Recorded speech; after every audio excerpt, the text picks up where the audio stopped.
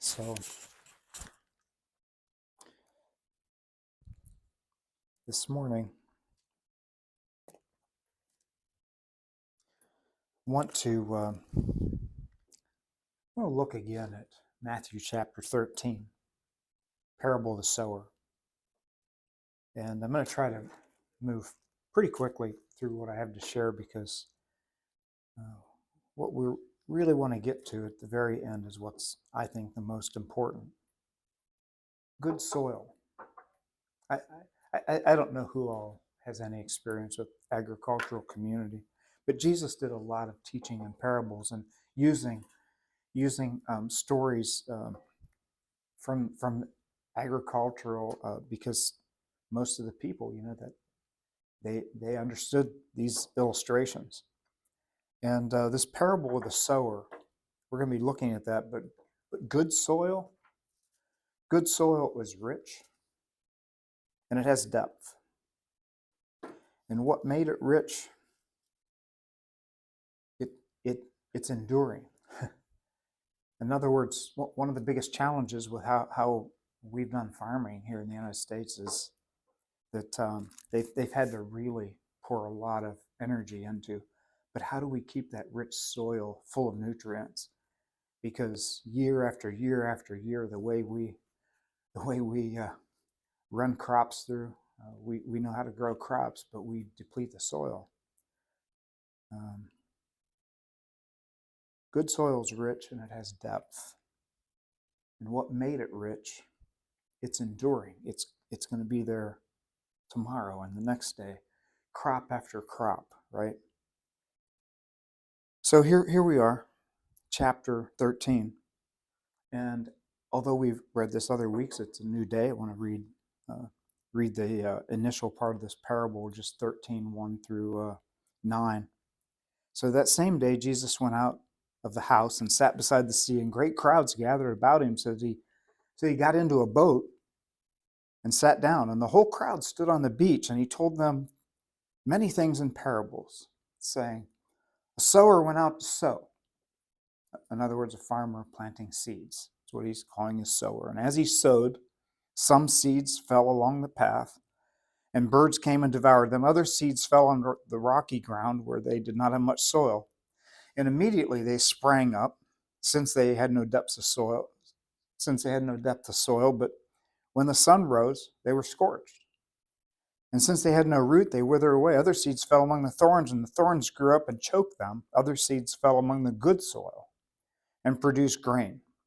Some 100-fold, some 60, some 30. He who has ears, let him hear. And, the disciples ask him right after he teaches us, he says, why do you teach in parables?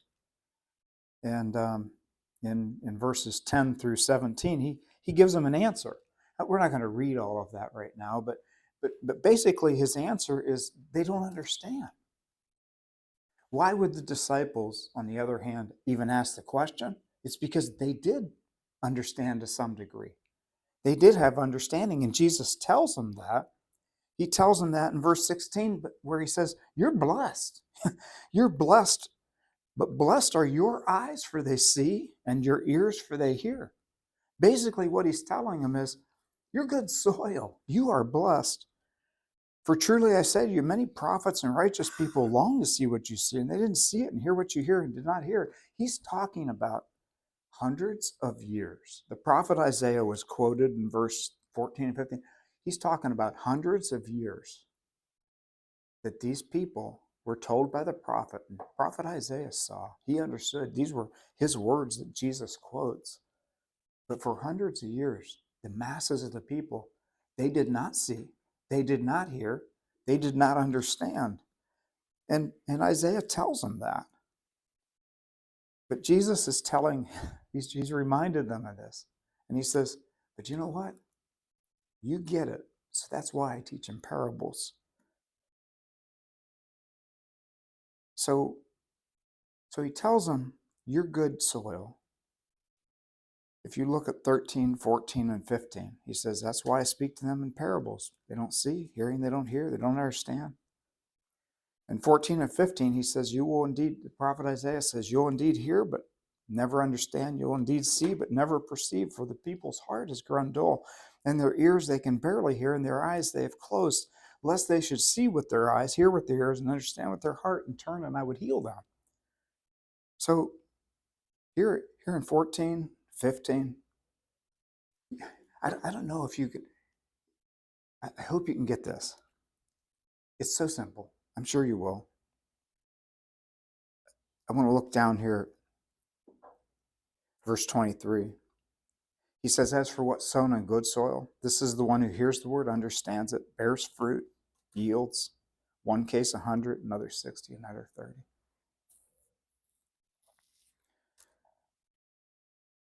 You know what he's telling them? You have a future. You're good soil, and you have a future. And some people, the bad soil, it's bad soil. Now, understand something. There's never a time. If you're going to give me a hard time with what I just said here, there's never a time in this passage that I saw anyway where he calls the other three soils bad. It's just what we deduce. He doesn't refer to them as bad, but he does refer to the productive soil as good. And that word for good is beautiful. And has a lot of different meanings, but it's just really good, productive. It's the soil with the nutrients and all that stuff. It's just beautiful. But the other soils, he uses word pictures. And I just want to refer to these real quick. So the first type of soil is the path. And it's not that it's not seeded. The path gets seeds. But the seeds are snatched up and devoured. The rocky soil, it's seeded. In fact, it gets seeds and it sprouts. But it's scorched and it withers because it doesn't have any root. Because of the rocky soil, no depth. The thorny soil, again, apparently it's seeds, it grows because it says that it's choked out. What does grow is choked out by the thorns because the thorns grow faster. So you got the path, the rocky, the thorny, these different kinds of soils. And I guess one of the questions I ask is, so what are the enemies of these soils? What's really the bad guy in this picture?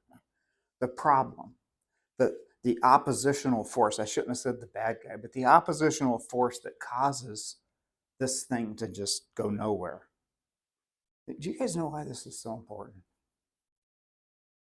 When I reflect on the work that God's done here, we've been here since 1995, and we plant seeds. We plant seeds. We have volunteer group after volunteer group. At some point, usually when they're ready to leave, somebody will come up to me one-on-one and say, but I know there's good things happening, but do we ever see fruit? We have people from different places ask the same question. And so when you look at this and you look at, well, what are these opposing forces? Guys, this is a relevant question. This is a big deal. And so some of the things that you look at here, the path, they hear, but there's no understanding. And it gets snatched by the devil. The seed gets snatched. Jesus says this later as he's explaining this, by the birds. And he says later, this is the devil that snatches this from the heart. So in other words, the seed is actually right there at the door of the heart. Gets snatched by that's the opposing force. The rocky ground, this is where a person's all excited about what they hear, but then it gets burnt. I have so many stories I could tell right now. You do too. You know what I'm talking about, right? Those people who are burnt by, maybe they had a path of faith and they got burnt, they got scorched. Oh, we could come up with, we could be here for the next 3 days sharing story after story. My heart aches for these people. I look for opportunities to continue to reach out. They hear it, they receive it because there's no depth. And then there's the thorny. They hear, but the cares of the world, listen to this very careful. We live in a capitalistic society. Please listen. We're talking about, as much as narcissists offend us, this is a huge force. Whether we're talking about hedonism or narcissism, we're just talking about living in a capitalistic society where our focus is on riches and on the attractive things in the world. That's what it's talking about. So you got to be really careful with those things, because the thorny soil, they buy into the lies, the deceitfulness of the cares of the world and the deceitfulness of riches. That's what Jesus said. These are the opposing forces. But one of the things I wanted to ask of this passage and ask you to think about with me, what do they have in common? These three kinds of soil, what do they have in common? They have one thing in common. There's a refusal to turn for healing. Think about that. There's no seeking. Do you remember the story about Nicodemus? Nicodemus is a religious leader, and he comes to Jesus by night. The Gospel of John teaches us this, right? And he doesn't want any of his buddies to know, because he doesn't want to be kicked out of the synagogue. He's a ruler in the religious order. So he comes and he asks questions. Now, I know this, whenever you refer to TV series, it sounds like you're supporting it or promoting it. I just saw, what's this most recent one that's on TV? Guys, help me out here. What's the story about Jesus' teachings? The Chosen. There's this one episode that I think that is done beautifully. I'm not advocating this show. I know there's different problems with it. But there's this one scene where Jesus and Nicodemus meet. And I just think they did a splendid job on that scene. Because Nicodemus, you can see, he's really wrestling and he's really seeking, and he wants to understand. And Jesus says, "Follow me." And for that moment in time, he didn't. We don't know what happened in his future. We really don't. The Bible doesn't tell us. But here he was seeking. Please hear this and understand it. But he didn't turn and follow. He didn't turn and follow. What do each of these soils have in common? Here's what Isaiah says, and here's what Jesus quotes. "Lest they should see with their eyes and hear with their ears and understand with their heart and turn, and I would heal them." This thing of seeking and trying to understand, it requires that. And it requires actually turning. The word for turn, I looked it up in the Greek, and you know what it means? It means returning to another point. So it's this place in the heart where you realize, you know what? You got to return. You got to go back to a place. Or you have to make a direct turn. If you're going to turn, you put your turn signal on if you're driving, and you actually turn and go a different direction. Jesus is saying, you got to turn. You got to return to a place where you want to hear from God. You're seeking God, and not just turn to turn, not just turn to try something new. There's many stories of many celebrities who say, yeah, they're going to give Jesus a try. I could list some, but I don't want to sound critical. But this is turning, that their hearts would be healed. He says, lest they and understand with their heart and turn, and I would heal them. It's a turning to Jesus that looks to him to heal their heart. What they have in common is they didn't do that. They didn't do that. Do you know how many people go through life trying to be the good person, trying to make the right decisions, trying to do all the right things, and yet they don't really turn? Open their heart up and let Jesus heal those deep, broken places of the heart. Good soil, on the other hand. The good soil, it doesn't say a lot about it. It says produced grain. I don't want to get into the weeds on the word for produced, but I looked it up in the Greek and it goes on for about 4 pages. And do you know what word constantly comes through? It's the word giving. There's only one definition that actually refers to crops. But of course, the seed gives back so much more. And so it's talking about that yield. But through and through, it's the word for giving. And so he says the good soil, it's just always giving. It's producing a crop. And he uses the imagery of some 100-fold, some 60, and some 30. So you have one seed that produces 100 more. You have one bushel that produces 100 more, right? So we're talking about the giving that just keeps on giving. Really. And he says, you are blessed. And that soil, that's the beautiful soil, the good soil, the rich soil, yeah, it just gives and gives and produces. It produces a crop. He says, blessed are your eyes, your ears, they hear.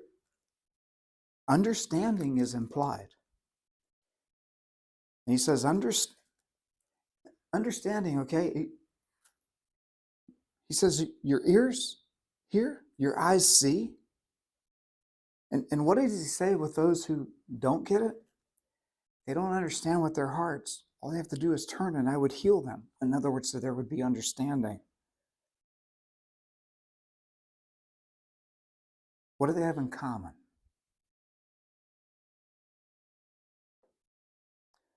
What it has in common with the bad soil? Same enemies, guys. The good soil has the same enemies at work. The good soil, the biggest enemy is oneself, because it has to do with the heart. And so a person can make a wrong turn pretty easy because all of a sudden their heart's not in it. So what do we have in common? The enemies are all the same. The world around us, the journey through that world's constantly there. And the devil will use whatever he can to trip us up in the world, within our own heart, around us, whether it's the cares of the world or riches, it's always going to be there. What they have in common are the same enemies. What the difference is? The difference is what's going on with the eyes, what's going on with the ears, what's going on with the heart. What really matters is what you do in your heart because of what you see and hear. What is it you're doing in your heart? In your heart, behind the closed doors of your heart. What are you doing in your heart because of what you see and what you hear of what God's doing? Your biggest friend is Jesus. He sows the seed. Your biggest enemy is yourself. And right in front of you is the biggest decision of your life, forever. So the question is really simple. Will you turn? People who have made that turn, they kind of make that turn, I think, kind of like a person gets their hair done. Just got my hair cut. Maybe that's where I got the illustration from. I thought the guy did a decent job. Right? Cleaned me up. I was looking kind of ratty. You know, the thing is, take a good look, because in about 2.5 weeks, you're going to start looking ratty again. Your hair just doesn't stay looking great, right? Why? It's just how the world is. You're going to need to get another haircut. So many times people think that turning to Jesus is a one-time event. I need to go get my hair cut. They don't realize your relationship It can get ratty in a hurry because you need to wake up every day. You have to wake up every day. Not like getting your hair cut. It's more like those things you got to take care of every day. You know? You might have decided after the first of the year, I'm going to eat healthier in the coming year. And you eat healthy. Well, it's kind of like I said about the haircut. You can't eat one healthy meal. 1 week of a healthy meal, 2 weeks of a healthy meal, and think, oh, you're going to get healthy now so you can go back to what you were doing. Every day you get up and you got to think, I made this decision for a healthy diet. So I need to look at what I'm going to eat today. When you make a decision for Jesus, that's the question. What are you going to say today? The good soil? The good soil says, I'm going to turn today. I'm going to open up my heart to Jesus for his healing today. I'm going to turn because I only got, because I'm me and I can only get so much. I only got what I could get yesterday. It's a new day. The rich soil is soil that has this enduring quality of richness. What made the good soil rich? The heart that turned.